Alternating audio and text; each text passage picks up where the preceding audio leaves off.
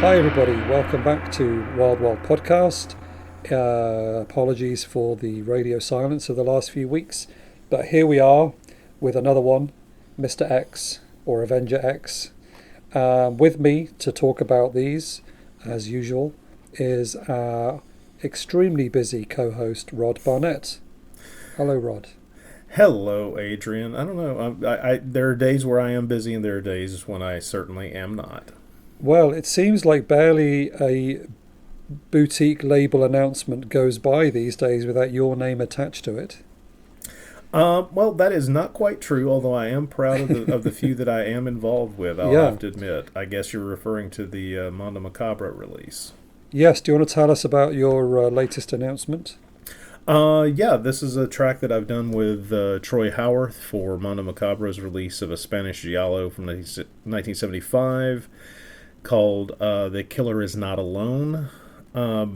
Obscure little film, but one that has a number of points of interest and is a very good film. And I have to admit, and I can't always say this, other people tend to like my commentary tracks, the ones I'm involved with, more than I do in some cases. But in this case, for this film, I am very proud of the track that we put together for this. I think it's incredibly informative. And it's a good shot of information presented in a pretty amazing way for this film, and it's a good film. And it being a rarity, it's got quite a few points of interest, including Maria Ram playing 3 different characters in it, although they do not draw attention to that fact within the body of the film. Is that just because they could only afford to pay for one actress? Now, that may have factored into it. I'm not positive. But I'm sure that almost anyone will agree with me when I say that the more Maria Ram on screen, the better. Absolutely. So when is that one? Do you know when that one's coming out? Oh, I forget when the... oh, wow, on the spot. I can't remember. It's... I know that the pre-orders for it start sometime soon, but I'll be honest, the dates are escaping me. Just pay attention to Mondo Macabro online, folks. Yeah, I believe it's the 29th of August. Is it? Yes. That soon? Okay. Well, good to know. Thank you, Adrian. To place your order. But yeah, I'm not sure when it actually comes out. But yeah, I was listening to the new Mondo Macabro podcast yesterday, and they were singing your praises. Oh, really? Yeah. Well, I could use the ego boost. Maybe I better go listen to that myself. Go and download it immediately. So it's been a few weeks since we last recorded an episode. Are you having a good summer so far? Yes. Discounting the massive heat that, I think we're all in the northern hemisphere dealing with it to one degree or another. Not a bad summer.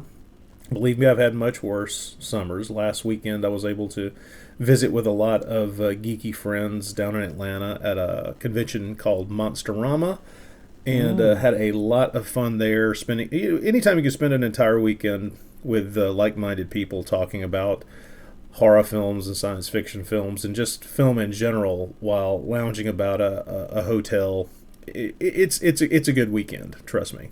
Oh, cool. Were there any special guests? Oh, a number of them. Several actresses from the Hammer days. Martine Beswick, who's always just a blast to be around. Yeah. Victoria Vetri, who cool. I actually was getting an autograph for a friend of mine. He's got he's been for years getting as many autographs as he can within the Hammer Glamour book. And so was able to get Miss Vetri's autograph for him while I was there. Oh man, I'm trying to remember all the other people who were there. There were a number of actors there, and it's always fun to be able to meet these people and to talk with them and to kind of get some stories from their career and their lives. Yeah. But honestly, the biggest joy was being able to spend a little over 48 hours just haranguing Mark Maddox. That's always fun. Right. And messing with him as much as possible. Yeah. I saw a great film when I was in Bologna. They had a couple of films that had been restored by the director Stephanie Rothman, And so they played a new restoration of Group Marriage, which is a kind of sex comedy starring Victoria Vetri. And I've only ever seen her in the Hammer film, so it was quite a jarring experience to see her in a sort of contemporary American sex comedy, but she's very good in it, and it's really funny. I've heard a lot of positive things about Group Marriage, and it's one that's really on my list to eventually catch up with. So yeah. Well, I assume because it's had that one and Working Girls have both had new 4K restorations that they were playing at the festival. So hopefully there'll be some decent release along soon. But yeah, anyway, just mentioning Victoria Vetri. Yeah, cool. I've just spent the last week and a half in Sweden at a film festival, which was really fun. Sweden is an amazing country. Oh man, if any of our listeners are in Sweden, do get in touch, because I just want to talk about how great Sweden is all the time. But the coolest part of that was getting to meet Christina Lindberg. Yes, I saw the photos of Thriller, A Cruel Picture fame. So yeah, if you've seen Thriller, A Cruel Picture, then you'll know Christina Lindberg. She did quite a number of films in quite a short space of time in the 70s. She went off to Japan and did a couple of films. Yeah, Sex and Fury, among others. Yeah. And she did films like Anita, and but obviously Thriller is the main one that everyone knows her for. She's really friendly, and signed a bunch of stuff for everybody that was there. It was really cool, and yeah, wow, I could go on about Sweden all day because it was so good. But anyway, I won't. So that was really fun. I also just wanted to mention, because I watched this last night, the new newish Cauldron release of The Last Match, produced and directed by Fabrizio De Angelis. Have you seen it? Oh yeah, I own the Blu-ray. It's kind of in my circle of Eurocult fanatic friends. It's been legendary for a couple of decades. We were familiar with it through the bootleg circuit. And it's amazing to watch for a number of reasons, but the one that brought us back to talk about The Last Match over and over and over again was the joy of watching the European complete misunderstanding of American football and how it's even consumed. The joke I think that was passed around for the longest was how amused we all were by the vision that Europe has of how people watch American football on television, which is by standing around in groups and eating spaghetti off plates while watching the game. It doesn't work that way. But nevertheless, what did you think of The Last Match? Oh, man. Well, I mean, it's not very good, is it? Let's be honest. There's one... But it's enjoyable. It's so weird. There's one shot where one of the worst booms-in shot left in a movie shots I've ever seen, where Henry Silva is talking, and there's just this massive boom mic right in the middle of the shot. I was quite surprised that they kept that in. But anyway, yeah, it was good fun. I can see how this must have been quite popular on video in the 80s in America. But just the idea of a group of ex-Vietnam vets putting on their football gear to go and raid a fortress prison with machine guns is hilarious. But they're doing it all just in their football shirts. Yeah. And I was just thinking, this is already going to spark an international incident. So the last, if anyone can take it seriously, the last thing you'd want to do is make sure everyone knows exactly who you are by wearing your team's shirts. It was very funny. But Ernest Borgnine is always good value. But true. Yeah, I just thought it was ridiculous. But anyway, I enjoyed watching it. I would not disagree with you, sir. There's I think it was Jonathan Ross who said that American football is an hour of excitement crammed into 5 hours. And well, that is of course not how American fans look at it. We tend to think in terms of cricket for that. So yes. Oh yeah, well yeah, that's crammed into about 4 days. But I was just like the American football sequences. It felt a lot like padding. I'm like, do we need this much? Oh no, we're going to have some more. But it's still, the whole film itself was shorter than an actual football match, I guess. So there is that to be said for yes. it. Yeah. Anyway, it was good fun, but it was just utterly ridiculous. Speaking of films that are good fun but utterly ridiculous, let's get back to our Fumetti season. Yes. I think we are now on film number 8. I think we've only got 2 left after this. Okay. So, this is, of course, from 1967, Mr. X, also known as Avenger X, I think in the UK, although I've been unable to verify any evidence of a UK release. But anyway, yeah, Mr. X, directed by Piero Vivarelli. Let's hear some cheesy lounge music.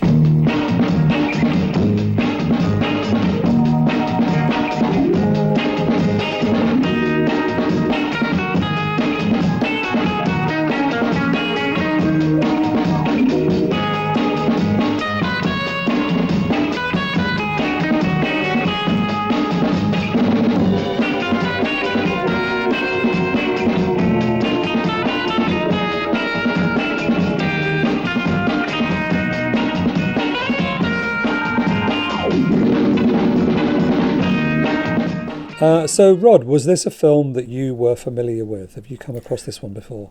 Yes, I had caught up with this one via the illegal bootleg market a long while Oh, back. okay. Knew it primarily as being a Eurospy film, which is exactly how it plays, and could not remember what I thought. He doesn't need the suit at all.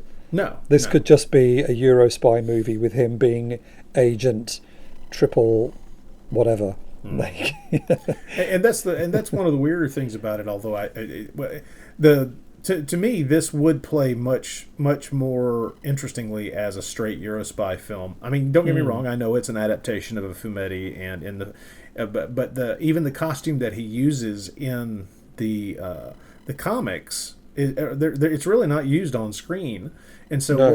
what we end up with here is something that pretends to be an adaptation of a comic book, but really kind of completely ignores the trappings of it and just shoots forward with it being a kind of Eurospy story, and it's all the more entertaining for that, in my opinion. I was looking at some of the images of the original Mr. X Fumetti, which only actually ran for 5 years. It was 64 to 69. It wasn't really very successful, and neither was the film, actually. But yeah, the costume in some of the comic covers, he's wearing an all red costume, almost a bit like a sort of luchador full face mask. Mm-hmm. And then in other ones, he's got a black costume with a cape, a red cape. Sometimes he's got this red costume with a yellow belt. And then I think maybe after the film came out, they started giving him a black costume, but still with a red cape. But yeah, in the movie itself, he looks basically more like Diabolic. Yeah, and you know, understandably so. But except he's got an X on his belt. Well, you got to identify yourself. Yeah, but the film, it feels like they weren't that confident in it, because I think there's only maybe 2 scenes where he's actually wearing the costume, and maybe only 1 scene where he's got the mask on. Even when he's wearing the costume later in the movie, he doesn't have the mask on anyway. Yeah, they're leaning very hard into the master of disguise aspect of the character. Yeah. Master of disguise, as long as your disguise is an old man with a moustache. Although or, he seems, or a young man with a knowing smirk. yeah, he does seem to have a bit like Diabolic again. Diabolic has the ability to kind of make these lifelike masks that he can put on, and that's exactly what he does here. In one of the sequences, he's wearing a mask of another character. That was a big thing in the '60s. That was a Mission Impossible thing. Yeah, of course, So, and still is. and yep, it guess, is. Yeah. So let's start with the director, Piero Vivarelli. Some interesting films on his list of movies. He wrote Django. He also worked on some screenplays for some of the Black Emanuel films. He wrote. So I recently I think I've talked about this, or maybe on a previous episode. I recently discovered the joys of Rita Pavone and Rita the Mosquito, and one of the later Rita films Rita the American Girl. He wrote that as well, apparently. So got a lot of good experience as a writer. Was he? But as a director, is he somebody you've familiar with or seen anything before? He had never, other than this film, and as a director, only this film really is something that had popped up. Well, that and the film he made directly after, apparently, Satanic, which we'll talk about next time we speak. I think Satanic is our next film. Yep. But the other than those two, no, I was unfamiliar with his work. I had heard of the film The Black Decameron, but I've never seen it, so I can't speak to that one myself. But no, he's not someone that I'm particularly familiar with. He seemed to have started out in the early 60s a bit like Lucio Fulci, making jukebox musicals. He did one called Io Bacio Tu Baci, which I think means I kiss, you kiss, with Adriano Celentano, who is a very popular singer in Italy. He was in a bunch of films, but people might recognise him from The 5 Days. He's one of the two men in Argento's The 5 Days. I saw him last year when we did the commentary for Castle of Blood. I watched The Monk of Monza and the Toto comedy. I'm not sure if you managed to force yourself to watch that as well, but Adriano Celentano was in that too. So he's anyway. So he started out, and I think he wrote some songs with him as well, and then just like a lot of directors at that time, he just did whatever was required, either as a director or a writer. But yeah, like you said, Mr. X and then Satanic back to back, which is interesting.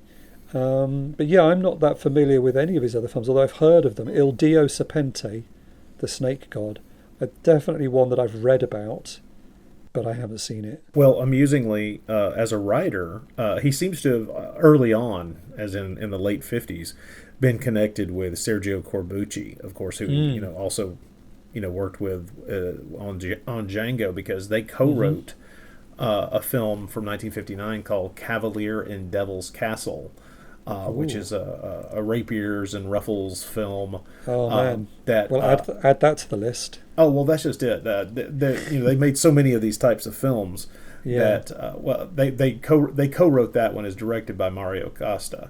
But these are I'm pretty sure I tracked a copy, and probably a terrible looking copy of that, down a while back when I was going through a furious phase of trying to find all those kinds of films that I could, and it's just, I think that there may be a story or an essay in tracing the Corbucci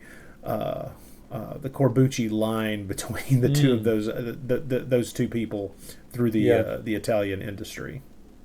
Yeah, I mean, Corbucci, I think, was one of the producers on Io Bacio Tu Baci. But yeah, obviously Corbucci was also did The Monk of Monza, and just another one of these great, interesting people who are all the way through Italian genre cinema for years and years and years. But yeah, so as a director, though, really, I'm quite unfamiliar with his work and need to watch more of it. Piero Vivarelli. But now this is an Italian-Spanish co-production, which means some of the cast, I'm assuming, because I just assume you know everything about Spanish cinema, you must be familiar with some of the Spanish cast. Familiar with their faces, yes. I've seen them in a number of films. The most obvious would be, and we should just go ahead and get this out there, Helga Linné has a prominent role. And so anyone who's unaware of who Helga Linné is... where have you been? Where have you been? And I envy you in almost equal measure.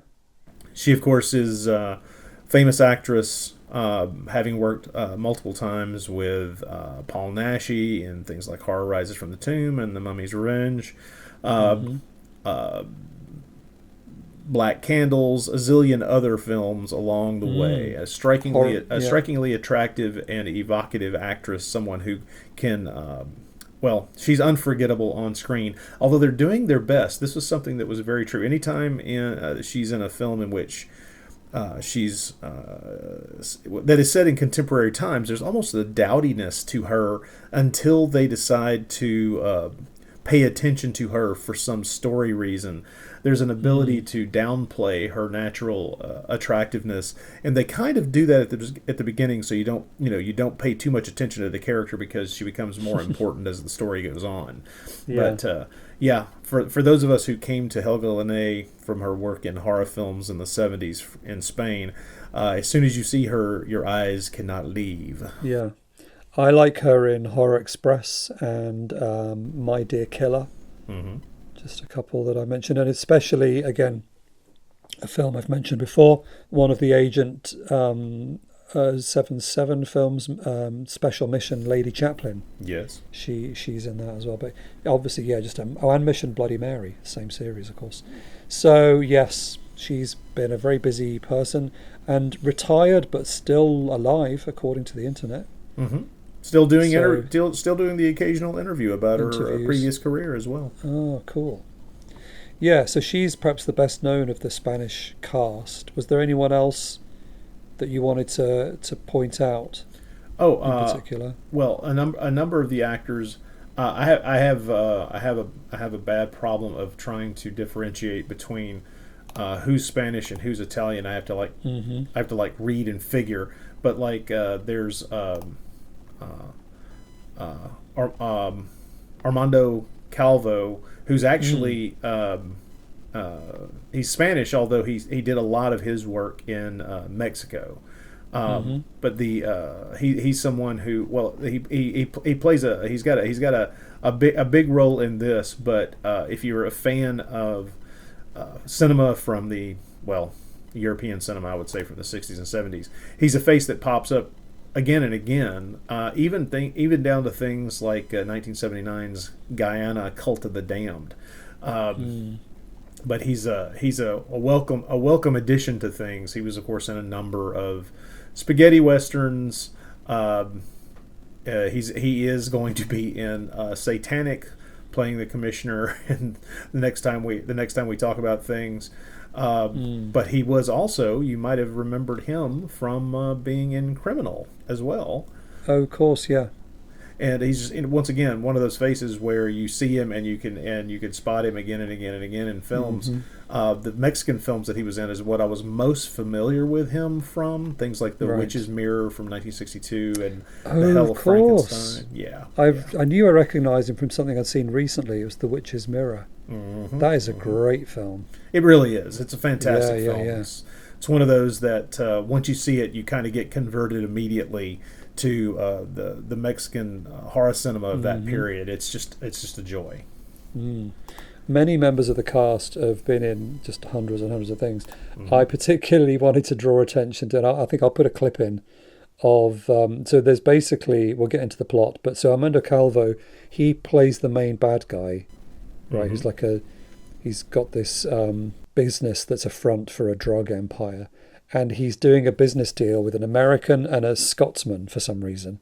And it's just the worst Scottish accent I have ever heard. A guy, or the best. A guy is played by Umberto Rajo.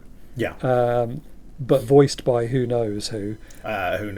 Someone with no respect for the Scottish accent at all. Someone who's never been anywhere near Scotland. But the character's name, just in case we're not sure, is Jack McDougall. So that we're aware. I'll just drop in some random Jack McDougall. Here we go. You aren't insinuating that I'm responsible in any way for the tragic loss of the crew or the sinking of that ship, are you? No. Far be it. Classic stuff there. Well, he's another one of those actors who you've seen in a dozen different films, and just I mean, you're familiar with the face. I mean, he was in he was in Baron Blood and Night of the Devils and Amok, Crimes of the Black Cat, Tropic of Cancer, for those wanting to step across the line into something a little less obvious. He's a character actor who you've spotted in different places. I mean, Cat o' Nine Tails, The Night Evelyn Came Out of the Grave. He's even in the Bird with the Crystal Plumage, for goodness sake. So, one of those actors who you can, Yeah. he for a lot of people is going to be one of those, man, I know that face from somewhere Yeah. people, but not that voice. No, definitely not that voice. Not the voice. We should mention Mr. X himself, of course, Pier Paolo Capone, and another quite prolific actor who you've seen in loads of stuff. Yep. I mean, you just mentioned Argento. He's in Cat o' Nine Tails. Yep. He's in other giallo like Forbidden Photos of a Lady Above Suspicion. Seven Bloodstained Orchids. He's done some nunsploitation like The Nun and the Devil, and one of the Nun of Monza ripoffs. All kinds of good stuff. I remember him from the Fernando De Leo film The Boss, which is a heck of a movie, man. What a film. Yeah, he's even uncredited in The 10th Victim, which goes right back to our first season. Oh, okay, yeah. Yeah. And he'd even managed to do some what looked like Decamerotici, and just all kinds of fun things. So just another working actor all the way through. Murder Inferno is another good one. He was still working in television right up until the 2000s, actually. So, and sadly only died just a few years ago. But I would say he's not necessarily the best person to play the role of a masked anti-hero, or whatever we think he is. I mean, what is Mr. X? Is he a criminal? Is he a hero? Well, it's not entirely sure. We've talked in this series a good bit, Adrian, I think, about how most of the characters that these films are about are anti-heroes at best, and honestly, flat-out villains. Yeah. If you just look at the baseline standard for them, whereas this guy seems to be much more of a gentleman thief, and as the story begins in this film, he seems to be at least partially retired, and and the police believe he's dead or something. And so he seems to be along the lines of your standard gentleman thief characters like Arsène Lupin and things of that nature, where they aren't killers, they aren't violent, they don't do things to intentionally harm people. They're just thieves. Although he does kill quite a few people in the course of the movie. In this movie, it's almost as if that whole gentleman thief thing is merely a gossamer thin thing covering up the mad killer behind it. Yes. But he is kind of on a mission of revenge, so I guess it's fair enough. Yeah. We should also mention, actually, like Diabolic, he does have a beautiful companion who they appear to be lovers, although it's all very chaste. But she is that's Timmy, played by Gaia Germani, who is very attractive.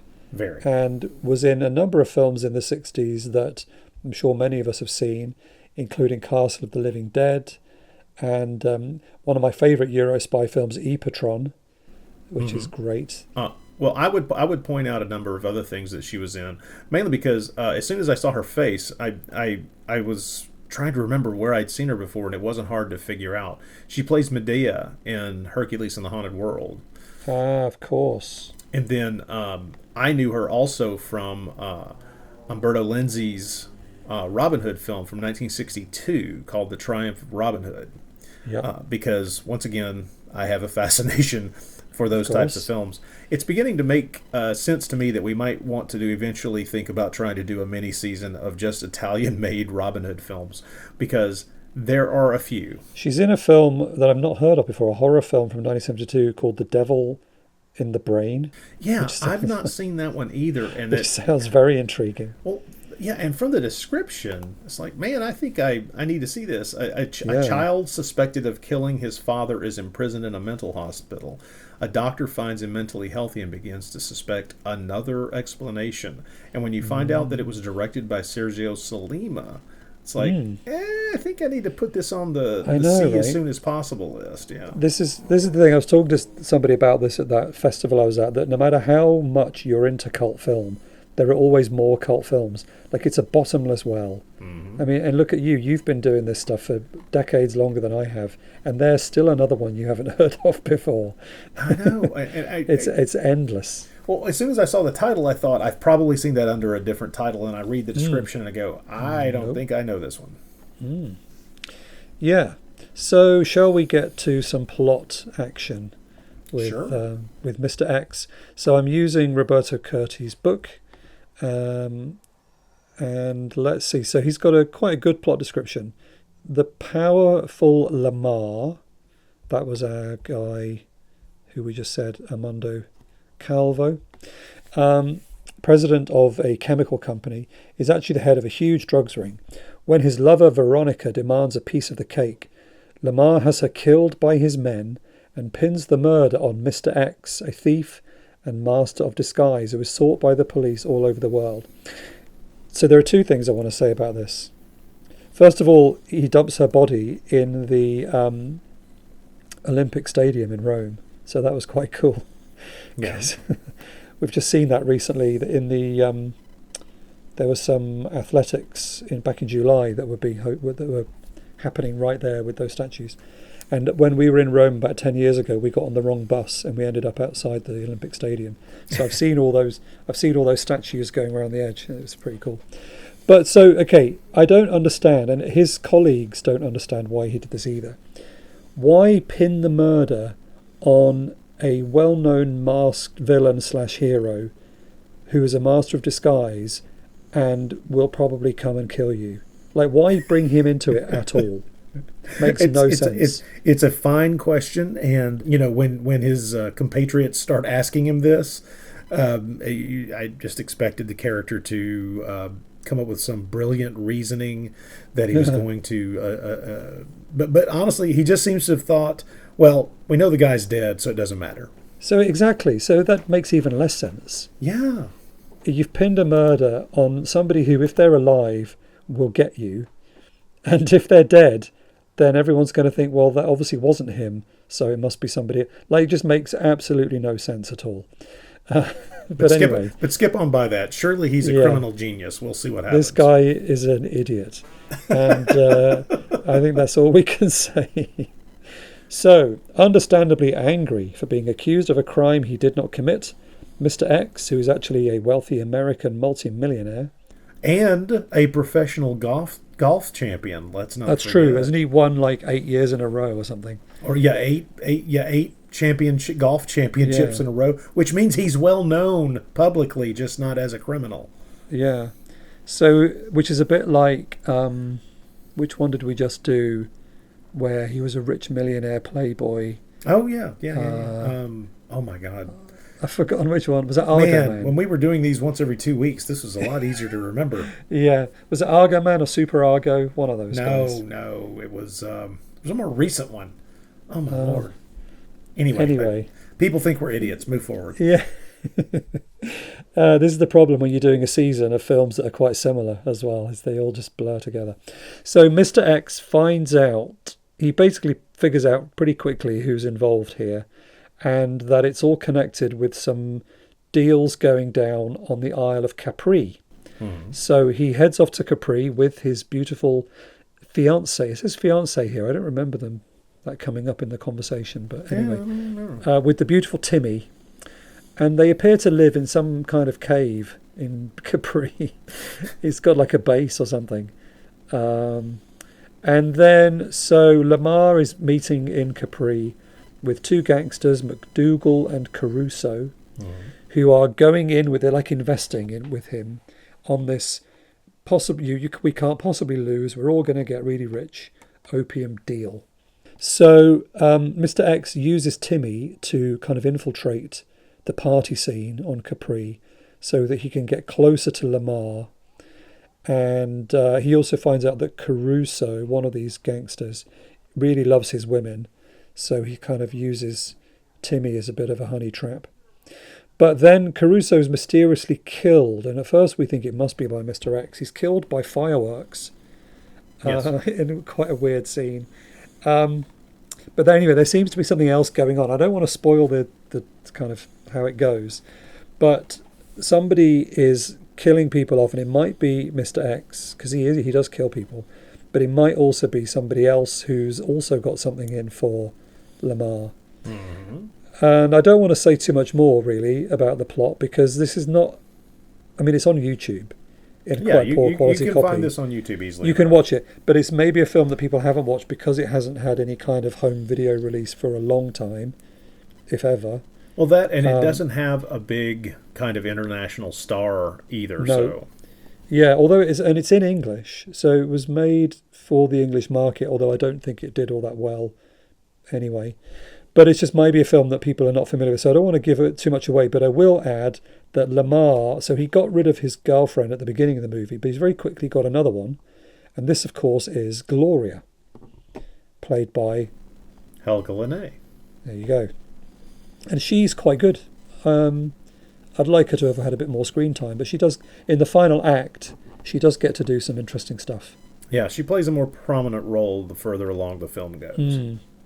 Yeah, because at first I just thought, oh, she's just the girlfriend and we're not going to see her do very much, but she does actually get to be quite an interesting character by the end of the movie.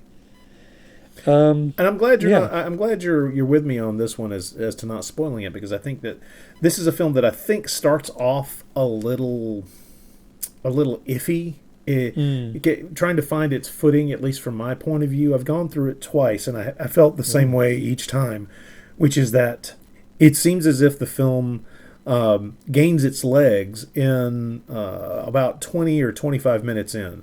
As soon as all the wheels start to turn, and we have, we've got the cops, we've got the criminals, and we've got Mr. X all doing what they're doing. It actually starts to become pretty darn entertaining, and I have to say I love the third act of this film. I think the last half hour of it rocks. It's just a lot of fun. I don't think it's one of the best of the films that we've seen in this series, but it is one that I have absolutely no trouble just recommending wholeheartedly, because I think people will enjoy it. And this is another one where I'm just thinking, once again, man, some of these films need to be put out in remastered box sets, because these can be rediscovered and enjoyed. Because this is on YouTube, but the aspect ratio is wrong. Yeah. And also the sound isn't very good. I ripped it from YouTube and fixed the aspect ratio and fixed the sound problems, and it's a little bit better. But that's just the version that we've got. But yeah, the films, it's obviously the problem with all of these, especially because this is our episode right after Diabolic, is that you just wish they were all shot by Bava as well. Because what this is lacking quite a lot of the time, it's quite flat in the way that it's shot. It needs a bit more... It needs to be a bit more dynamic, and the editing sometimes could be a bit quicker. But there are some moments that I think are really good stylistically. There's a nice conversation with the three bad guys sitting around the boardroom.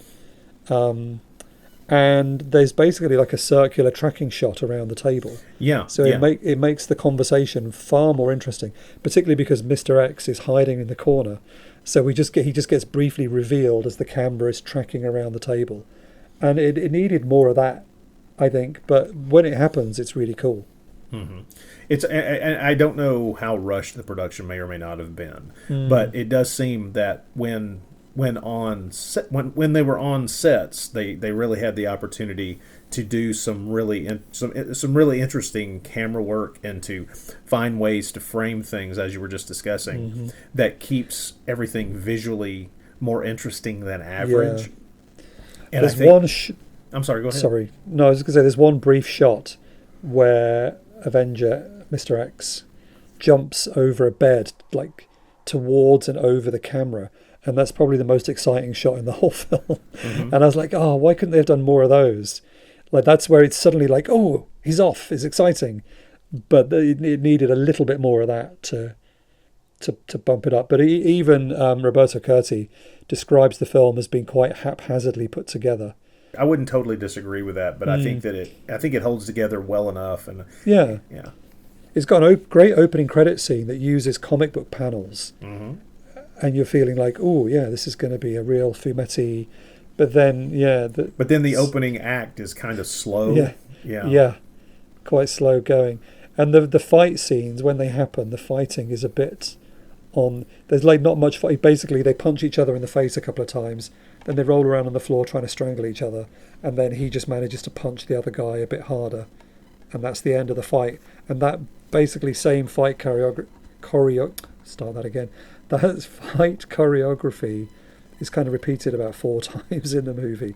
It's True. very similar fighting style. Yeah, I didn't mind that so much. I do think that you may have been describing the one fight scene.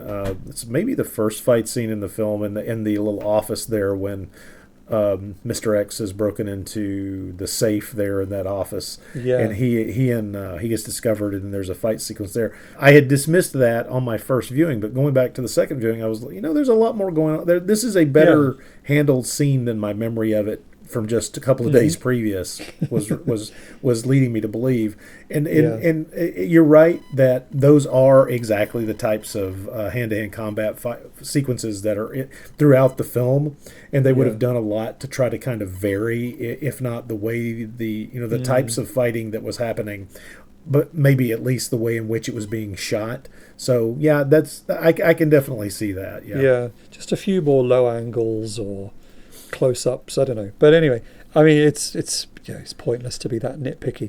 It is fun, but it's fun. Also, I did not remember this well enough to know if I liked it or not, and I do. So yeah, I also liked he's got a little gadget where he shoots cigarettes into a wall, and then he can climb up them, which was pretty funny.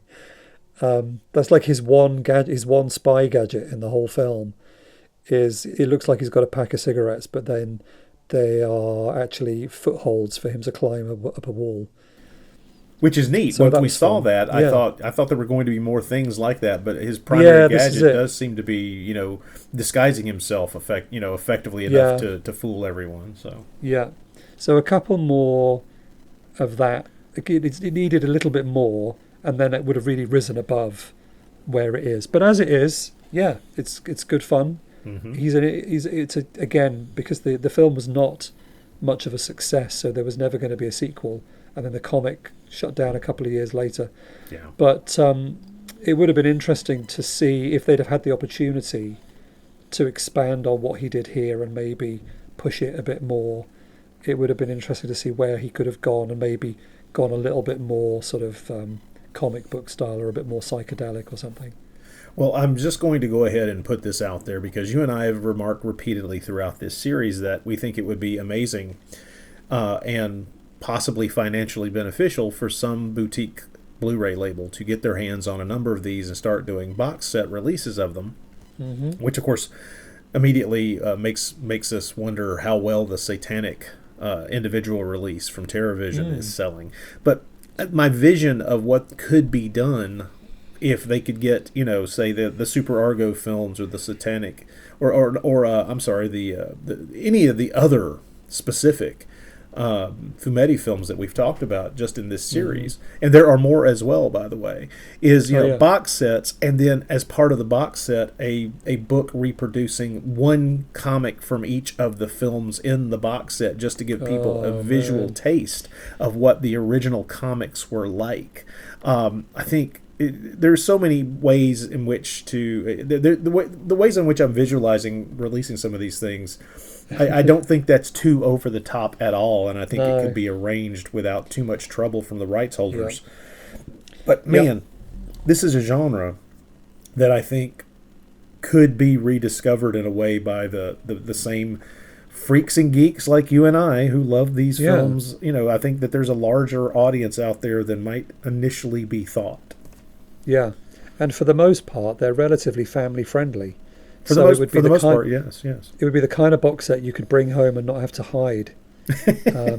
Unlike some of the other box sets that we might have bought over the years. Well, yes, there's that. There was a great documentary made actually about 15 years ago now, I think, called The Diabolical Supercriminal, which is all about these Fumetti movies. It's an Italian documentary. Mm-hmm. And that would be the kind of thing to perfectly fit in a box set. I'd like to. I need to look that up. I don't know that I've seen it's that. It's very good. But yeah, that helps to put all of these things in context as well, and would be it would make for a great box set. I'm sure somebody somewhere should do it, or we're just going to have to give in and form the Wild Movies label and do it ourselves. But yeah, so I know dreams. We can dream. Lots of dreams. Mr. X is it's a good one. I'm glad that we finally got to it. It's been a while. in the making. But yeah, it was good fun. So I looked and I couldn't find any reviews, like contemporary reviews. Yeah. So I don't know. Yeah, I don't know where it came out. If it came out in America or the UK, I'm not entirely sure because I just couldn't find anything. Yeah, and we can't go by the fact that it was dubbed in English. I mean, this was a period of time in which English dubbing was the standard. So, there was always going to be an English track produced for a film of this type in the hopes that, it could be marketed, in England, in Australia, in America, Canada, someplace. So, yeah. Well, that's it for today then in terms of Avenger X. It's a recommendation from us. Check it out on YouTube. It's not very good quality, but it's basically all there is, sadly. But like we've said, next time we're doing Satanic, which is available on a lovely Blu-ray, a new restoration from, who is it? TerraVision. TerraVision, yes. So, I've held off cracking it open. I'm looking forward to the excitement level that I know will be there. If you want to play along at home, do grab yourselves a copy of that before our next episode, which will hopefully be quicker than what we've managed over the summer. Well, we had a few things blocking our way. I know, yeah. Travel and commentary tracks. It's been a mess. Yes. And then our last episode, if you want to move ahead and see what we're going to be doing next after that, is Ms. Stiletto, a.k.a. Isabella, Duchess of the Devil, which again brings us back to a Corbucci. So it's Bruno Corbucci, that one. And then that'll be it. And then we'll do some little bonus things at the end. But yeah, we are approaching the end of the season, just 2 more to go. And they both, after what has been, let's be honest, a very male-heavy season, we're going out onto female starring Fumetti films. So that'll be interesting. Interesting that those would come near the end of the of this particular genre's mini boom. That's true. Trying to draw in more of an audience by front and centering an attractive lady. So. Yeah. Well, we'll see if it worked when we get to them. But anyway, I think that's basically it. Anything we need to plug before we go? Just real quick, I'll let everyone know that over on the Bloody Pit, the 200th episode has dropped. Oh, wow. Well done. Author Mark Clark and I talked for about an hour and a half about the ecological horror film Frogs. I guess it's also an animal attacks film. A movie we don't think is one of the greatest films in the world, but we like it more than most people do seem to, apparently. Yeah. Well, this time last week I was watching Frogs at the festival I was at, actually. They had a 35mm print. Oh, wow. And so we watched an original print, and my son said it was his least favourite film of the festival. I can understand. It is not the most pace-heavy film, let's put it that way. It's not directed with verve. What I felt when I was watching it was it goes for that quite interesting experimental score. But I think what it actually needed was either like more of a contemporary rock score to up the tempo, or with like electric guitar stings or something, or an orchestral score with a bit more oomph. But because it's just sort of weird electronic noises, it kind of makes it strangely inert a lot of the time. Sometimes, and that's the weird. That's the weirdest part. I mean, the desire apparently to keep it in the range of a PG level rating is one of the things that that's something that we talked about a good bit. Well, Mark in the podcast, Mark has an amazing theory about why the film was called Frogs instead of lizards or snakes or any of the other things, swamp creatures. And I have to admit, his theory about what's going on in the film gave me a whole new vision of it. I'll just hang that out there for people to check out the episode. Yeah, people should listen and find out what that is. Yeah, I know somebody in the film because he was in a Norman J. Warren film, and I interviewed him for my book. Oh, okay.